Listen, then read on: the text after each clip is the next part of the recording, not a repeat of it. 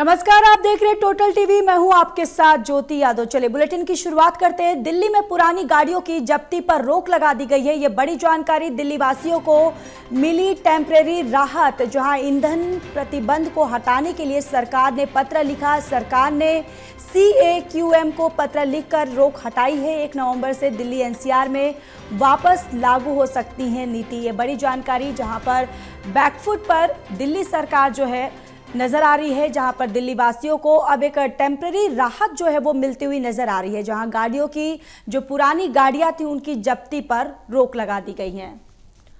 और इसी खबर पर ज्यादा जानकारी के साथ हमारे संवाददाता विशाल सिंह जुड़ चुके हैं। विशाल, क्या अपडेट है इस पूरे मामले पर?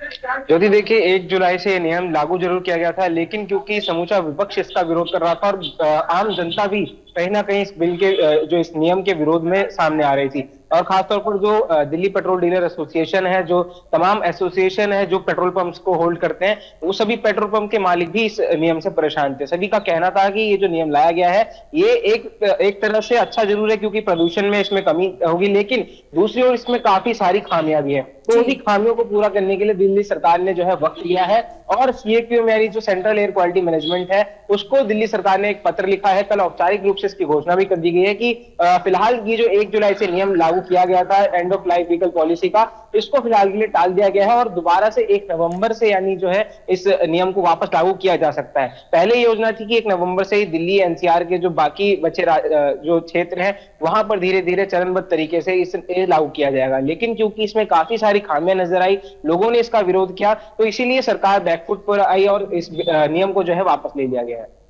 बिल्कुल, बैकफुट पर दिल्ली सरकार यहाँ पर आई है, और इसके बाद ही कई खामियां जो है वो मनजिंदर सिंह सिरसा ने भी गिनवाई है। लेकिन वो खामियां कौन कौन सी है जो मनजिंदर सिंह सिरसा ने गिनवाई है, विशाल?